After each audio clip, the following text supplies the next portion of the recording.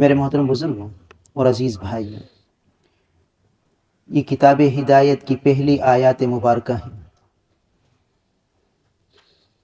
جس میں اہم ترین مضامین بیان ہو رہے ہیں۔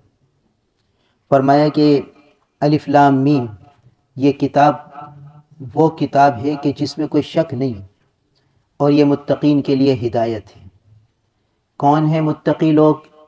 الذین یؤمنون بالغیب، جو غیب پر ایمان لاتے ہیں، غیب پر ایمان لاتے ہیں اور نماز کو قائم کرتے ہیں، اور جو کچھ ہم نے ان کو رزق دیا ہے اس میں سے خرچ کرتے ہیں۔ غیب پر ایمان لانا، ایمان کس کو کہتے ہیں اور غیب کس کو کہتے ہیں؟ یہ تھوڑی بنیادی باتیں سمجھنی ہیں۔ ایمان نام ہے ماننے کا، جاننے کا نام نہیں ہے کہ کسی چیز کا علم ہو جانا، بلکہ کسی چیز کو مان لینا، یہ ایمان کہلاتا ہے۔ نبی کریم صلی اللہ علیہ وسلم نے جو ہمیں خبریں بتلائیں، نبی کریم صلی اللہ علیہ وسلم پر اعتماد کرتے ہوئے ہم نے ان خبروں کو مان لیا، یہ ایمان ہے۔ اب دیکھیے، جنت دیکھی نہیں ہے کسی نے، جنت کو ہم جانتے نہیں ہیں، کیونکہ جاننے کے لیے اللہ تعالیٰ نے حواس خمسہ دیے ہیں۔ کسی چیز کا علم حاصل کرنے کے لیے علماء نے لکھا ہے کہ 3 سبب ہوتے ہیں۔ حواس خمسہ، بعض چیزوں کو آدمی جانتا ہے آنکھوں سے،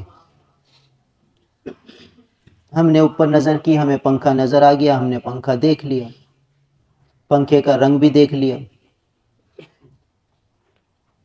تو آنکھوں کے ذریعے ہمیں کچھ علم ہو جاتا ہے بعض چیزوں کا، اور بعض چیزوں کا علم چکھنے سے ہوتا ہے کہ یہ میٹھی ہے، کڑوی ہے، دیکھنے سے نہیں ہوگا۔ دیکھنے سے اتنا تو پتہ چل جائے گا کہ یہ کس رنگ کی ہے، مگر یہ نہیں پتہ چلے گا کہ اس کا ذائقہ کیا ہے۔ اس کے لیے اللہ نے دوسری حس دی ہے، اور وہ ہے قوت ذائقہ۔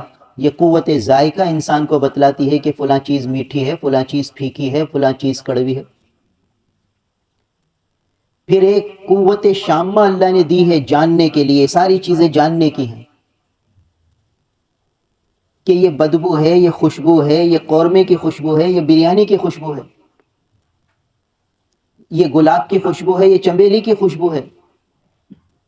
یہ قوت شامہ انسان کو بتلا دیتی ہے کہ کس چیز کی خوشبو آ رہی ہے۔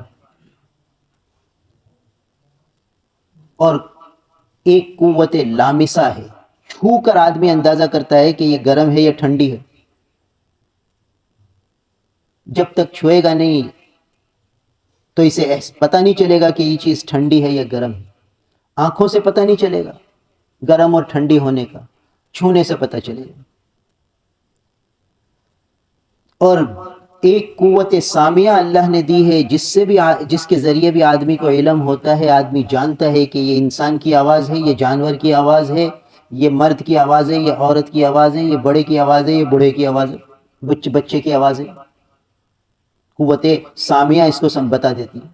تو یہ حواس خمسہ، اس کے ذریعے علم حاصل ہوتا ہے، جاننا حاصل ہوتا ہے، جاننا۔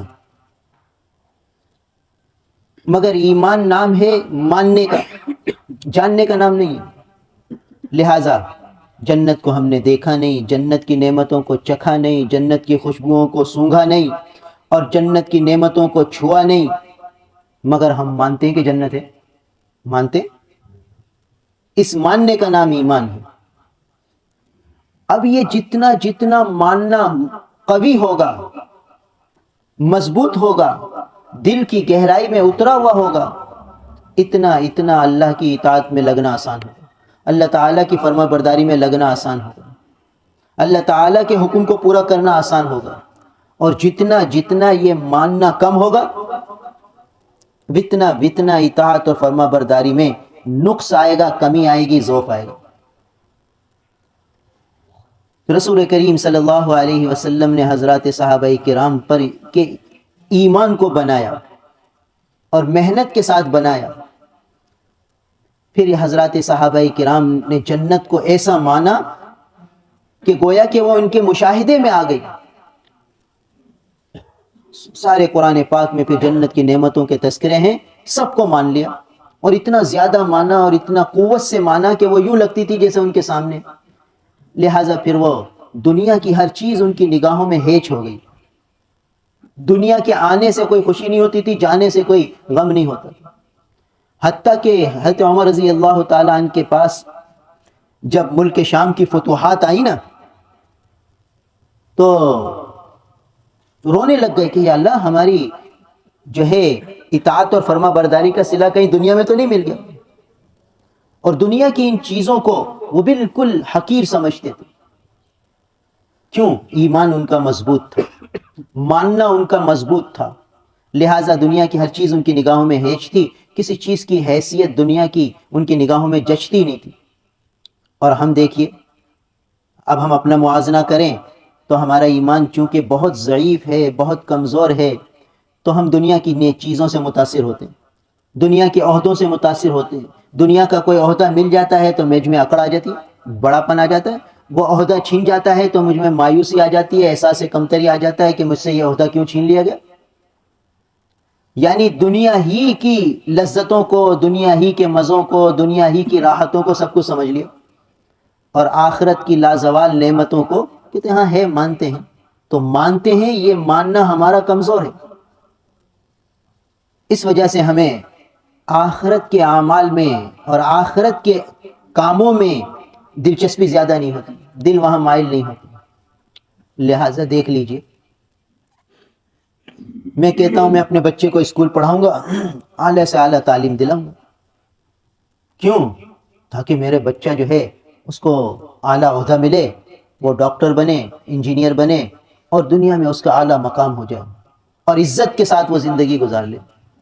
لہٰذا میں کوشش کروں گا کہ اعلیٰ سے اعلیٰ اسکول میں تعلیم دلاؤں، اعلیٰ سے اعلیٰ ٹیوشن اس کو پڑھاؤں، تاکہ یہ معاشرے میں کوئی حیثیت اور مقام اور مرتبہ حاصل کر لے.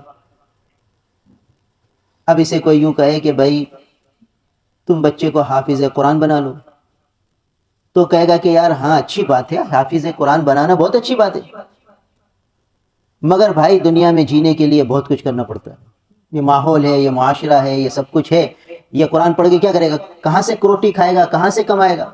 کیا کرے گا بیچارہ؟ بہت اچھی بات ہے قرآن کو حافظ بنانا، مگر بھائی یہ ساری چیزوں کو بھی دیکھنا پڑتا ہے. اب اس کے سامنے یہ نہیں ہے کہ اگر میں مر جاتا ہوں اور میں نے اپنے بیٹے کو ڈاکٹر بنا دیا تو میرا بیٹا دنیا میں جی تو لے گا، مگر مجھے کیا پروفٹ ملے گا؟ مجھے کیا فائدہ ملے گا قبر میں؟ وہ بیٹا ڈاکٹر بن کر اپنی دنیا تو بنا رہا ہے اور لاکھوں کما رہا ہے، مگر اس کا ابا قبر میں کیا کر رہا ہے؟ وہ لاکھوں کما کر اپنے ابا کو کیا پہنچا رہا ہے؟ اور ایک شخص نے اپنے بیٹے کو حافظ بنا دیا. اب وہ بیٹا جب بھی نماز پڑھتا ہے ابا کو ثواب ملتا ہے. بھائی کیوں مل رہا ہے؟ یہ ڈاکٹر جتنے مریضوں کو دیکھتا ہے ابا کو کوئی ثواب تھوڑی ملتا. جائز ہے مگر کوئی ثواب نہیں ہے ابا کو. یہ 100 مریض دیکھ کر روزانہ 1 لاکھ روپے کما لیتا ہے تو کوئی حرج نہیں، ابا کو کیا فائدہ؟ اور یہ بچہ جب تک قرآن پڑھتا رہے گا، ابا قبر میں چلا جائے گا تو ابا کو مزے آتے رہیں گے. یہ ایک دن کی بات نہیں ہے، یہ ہمیشہ کے لیے نفع ہے. پھر یہ بچہ حافظ ہو کر جتنے لوگوں کو حافظ بنائے گا وہ سب بھی ابا کے کھاتے میں، سب ابا کے کھاتے میں. تو جب ایمان قوی ہوگا تو پھر یہ فائدہ نظر آئے گا حفظ کے اندر، اور دنیا کی یہ ساری چیزیں ہیچ لگیں گی، کہیں گے کہ یار اس میں فائدہ کیا ہے؟ آخر تو ایک دن یہ سب چھوڑ کے بچہ بھی چلا جائے گا، کوٹھی بنگلے کارو ہر چیز چھوڑ کے جائے گا، آگے تو پھر عمل کا سکہ چلے گا. تو جتنا ایمان اور ماننا قوی ہوگا اتنا آدمی آخرت کے اعمال میں راغب ہوگا، کثرت سے اعمال خیر کو اختیار کرے گا. اور جتنا یہ ماننا کمزور ہوگا اتنا دنیا کی طرف رغبت ہوگی، دنیا کی طرف مائل ہوگا. ایک صاحب کا فون آیا، بہت اونچے عہدے پر دنیا کے پہنچ گئے، جب چھوٹے عہدے پر تھے تو آتے تھے ملنے، ملاقات ہوتی تھی، حال احوال ہوتے تھے. اب بہت اونچے عہدے پہ پہنچ گئے. کافی عرصے بعد جا کے فون کیا، کہا کہ یار سب کچھ اللہ نے مجھے دے دیا، عزت شہرت اور ہر چیز مجھے دی ہے، مگر سکون دل قلب سے محروم ہوں. پتہ نہیں کیا عجیب طبیعت ہو گئی ہے کہ کسی چیز میں دل ہی نہیں لگتا، دل کسی چیز میں نہیں لگتا. کوئی مجھے ایسی تدبیر بتاؤ کہ میرا دل کچھ لگنے لگے. اچاٹ ہو رہا ہے، عہدہ ہے، ڈگری ہے، مرتبہ ہے، مقام ہے، سب کچھ ہے، مگر بے چینی ہے، بے کلی ہے، افسردگی ہے، پریشانی ہے. اب بتاؤ، یہ سب کچھ حاصل ہو کر یوں سمجھ رہا ہے کہ کچھ بھی حاصل نہیں. تو وجہ کیا ہے؟ کہ یہ ماننا ہمارا کمزور ہو گیا ہے، ایمان کمزور ہو گیا ہے. تو ایمان نام ہے ماننے کا. حضرات صحابہ کرام کا ماننا اور ہمارا ماننا ہے، وہ بھی ایمان ہے، یہ بھی ایمان، ہم بھی مانتے ہیں، وہ بھی مانتے تھے، مگر فرق زمین آسمان کا. تو ایمان نام ہے ماننے کا، کہ نبی کریم صلی اللہ علیہ وسلم نے جو جو خبریں ہمیں دی ہیں ان کو حق اور سچ ماننا، یہ ایمان ہے. لہٰذا جنت کو مانا، دوزخ کو مانا، قبر کی زندگی کو مانا، قیامت کے دن کو مانا، فرشتوں کے نظام کو مانا، آسمانی کتابوں کو مانا، اللہ تعالیٰ کو مانا، اللہ کے رسولوں کو مانا، اللہ کی توحید کو مانا، یہ سب ماننے کے معنی ہیں، یہ سب ماننا ہے، یہ سب ایمان ہے. الذین یؤمنون، وہ لوگ جو ایمان لاتے ہیں، بالغیب، بن دیکھی چیزوں پر، ان دیکھی چیزوں پر ایمان لاتے ہیں. دیکھو یہ ساری چیزیں، جنت، دوزخ، قیامت، قبر، کسی نے دیکھی نہیں ہے، یہ چیزیں بن دیکھی ہیں. یہ ہے غیب. غیب کہتے ہیں ایسی چیز کو جو حواس خمسہ سے سمجھ میں نہ آئے. اب ہم قبر کی زندگی کو سمجھ نہیں سکتے، لہٰذا ہماری آنکھ تو یہ بتاتی ہے کہ مردے کو جب ہم نے زمین میں ڈال دیا، قبر میں ڈال دیا، کچھ عرصے بعد وہ مٹی ہو گیا، اس کا کفن بھی سارا تار تار ہو گیا اور وہ جسم بھی سارا ختم ہو گیا اس کا. کچھ عرصے بعد وہاں کھودو تو پھر مٹی ہوتی. بہت سے لوگ یہ مسئلہ پوچھتے ہیں کہ بھئی وہ دادا کی قبر بہت پرانی ہو گئی، اب جو ہے وہ قبر کہیں مل نہیں رہی، ابا کو دفن کرنا ہے، تو وہ دادا کی قبر میں ابا کو ڈال سکتے ہیں کہ نہیں، یعنی باپ کی قبر میں بیٹے کو رکھ سکتے ہیں کہ نہیں. اور مسئلہ پوچھتے ہیں. تو مسئلہ یہی ہے کہ بھئی اگر اس میں جسم نہیں ہے سلامت اور وہ مٹی ہو چکا ہے اور قبر خالی ہے، تو اب اس میں بیٹے کو رکھ دو. کچھ عرصے ابا رہا، ابا مٹی بن گیا، اب بیٹا آ گیا اسی جگہ. تو ہم تو یہ دیکھ رہے کہ بھئی وہ تو مٹی میں ہو گیا، اب اس کے ساتھ منکر نکیر آئے اور بھئی یہ راحت میں ہے، یہ مشقت میں ہے، یہ جنت کی قبر کی عذاب میں مبتلا ہے، یا قبر کے ثواب میں اور قبر کی نعمتوں میں جو ہے اس کو حاصل ہو رہی ہیں، جنت کی اس کے پاس کھڑکی کھلی ہوئی ہے، یا دوزخ کا گڑھا بنا ہوا ہے، ہمیں تو کچھ پتہ نہیں، کیونکہ یہ چیزیں آنکھ سے دیکھی نہیں جا سکتی. آنکھ میں وہ صلاحیت نہیں ہے کہ وہ دیکھ سکے، بس یہ ماننے کی چیز ہے کہ بھئی ہو رہا ہے قبر کا عذاب. لہٰذا جو لوگ عذاب قبر کے منکر ہیں وہ یوں کہتے ہیں کہ بھئی ایک آدمی کو مچھلی کھا گئی، دریا میں ڈوبا، اس کو ویل مچھلی کھا گئی، اس کو تو مچھلی کھا گئی، اب اس کو عذاب قبر کہاں ہوگا بھئی، اس کی تو قبر ہی نہیں بنی. اور مچھلی آدمی نے شکار کی اور آدمی کھا گیا مچھلی کو. تو پہلا والا آدمی جس کو مچھلی نے کھایا تھا وہ مچھلی کا جز بن گیا، اور اس مچھلی کو انسان نے شکار کیا تو انسان کھا گیا، یہ مچھلی انسان کا جز بن گئی. تو عذاب قبر کہاں ہے، ثواب قبر کہاں ہے، یہ سب ہوائی باتیں، سب ہوائی باتیں. تو چونکہ ماننا کمزور ہے تو یہ چیز، یہ سوالات پیدا ہوتے ہیں. تھوڑی سی اگر عقل ہو، تھوڑی سی عقل، یتفکرون فی خلق السماوات والارض، اولو الالباب کے بارے میں فرمایا کہ عقل والے لوگ وہ ہیں جو تفکر کرتے ہیں، جنہیں اللہ کی قدرت پر یقین ہے. تو وہ یقین والے لوگ یوں کہتے ہیں کہ بھئی اللہ تعالیٰ ہر جگہ عذاب قبر دے سکتے ہیں. اللہ تعالیٰ یہ گڑھے کے محتاج تھوڑی ہے کہ بس اس گڑھے میں ہی عذاب دیں گے، یہ گڑھا نہیں ہوگا تو نہیں دیں گے. جہاں جہاں اس مرنے والے کے ذرے پہنچے ہوئے وہ اللہ کے علم میں ہے، اللہ تعالیٰ ان ذروں تک بھی عذاب پہنچا سکتے. ایک قصہ لکھا ہے، یہ قصے سمجھانے کے لیے بزرگوں نے بیان کیے ہیں. حضرت مولانا رشید احمد گنگوہی صاحب رحمہ اللہ کی خانقاہ تھی، وہاں پانی کا گڑھا، مٹکے ہوتے تھے مٹی کے، تو ایک مٹکا پرانا تھا، ایک نیا لائے، مٹکا رکھا تو جو نیا مٹکا آیا اس میں پانی بھرا تو پانی کڑوا، دوسرے پہلے والے مٹکے میں میٹھا. ایک ہی کنویں سے پانی لائے، اب ایک مٹکے میں بھرتے ہیں تو وہ کڑوا اور دوسرے میں بھرتے ہیں تو میٹھا. یہ کیا چکر ہے؟ لوگوں نے آ کر حضرت کو بتایا کہ حضرت اس مٹکے میں پانی ڈالتے ہیں کڑوا ہو جاتے ہیں، بہت دفعہ اس کو مانجھ لیا، اچھی طریقے سے اس کو جو ہے وہ کر لیا ہے، مگر یہ قابو میں نہیں آتا. اچھا کہ ٹھیک ہے. 2-3 دن بعد حضرت نے فرمایا اب پانی بھرو اس میں. پانی بھرا تو میٹھا، وہ کڑوا پن ختم ہو گیا، نہ کوئی منجھائی ہوئی، نہ دھلائی ہوئی، نہ کوئی اور کچھ ہوا، پانی میٹھا ہو گیا. تو مریدین کو بڑا تعجب ہوا، کہنے لگے حضرت یہ کیا چکر ہے؟ فرمایا بھائی بات یہ ہے کہ یہ جو مٹکا تھا یہ قبرستان کی مٹی کا بنا ہوا تھا، قبرستان کی مٹی کا، اور اس صاحب قبر کو عذاب ہو رہا تھا، اس کے عذاب کے اثرات تھے کہ جس کی وجہ سے پانی کڑوا ہو رہا تھا، اس عذاب کے اثرات تھے. تو پھر میں نے اللہ تعالیٰ سے دعا مانگی کہ یا اللہ اگر یہ کسی مسلمان کی قبر تھی تو آپ اس کے عذاب کو معاف فرما دیجئے، اس کے عذاب کو جو ہے اپنے فضل اور رحمت سے معاف کر دیجئے، درگزر فرما دیجئے.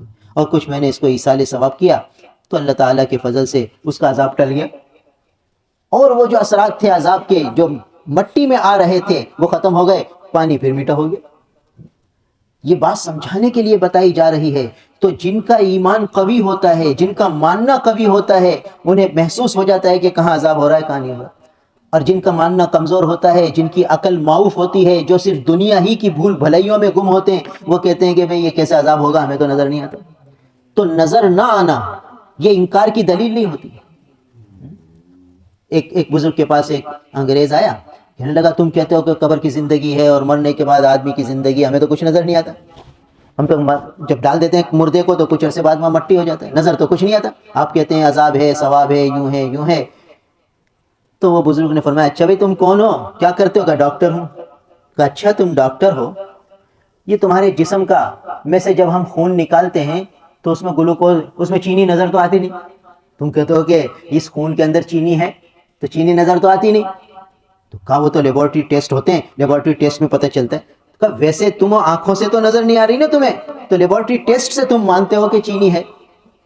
ایک چمچ چینی تم مجھے اپنے جسم سے نکال کر نہیں دکھا سکتے، مگر مانتے ہو. کیوں مانتے ہو؟ لیبارٹری ٹیسٹ کی رپورٹوں کی وجہ سے مانتے ہو. تو ہمارے پاس بھی ایک رپورٹ ہے، ان کی خبر کو ہم مانتے ہیں اور وہ فرماتے ہیں کہ قبر کی زندگی ہے، ہم مانتے.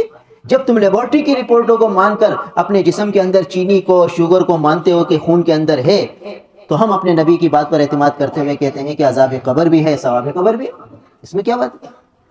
تو بہرحال غیب کہتے ہیں بن دیکھی چیزوں کو ماننا، بن دیکھی چیزوں کو مان لینا.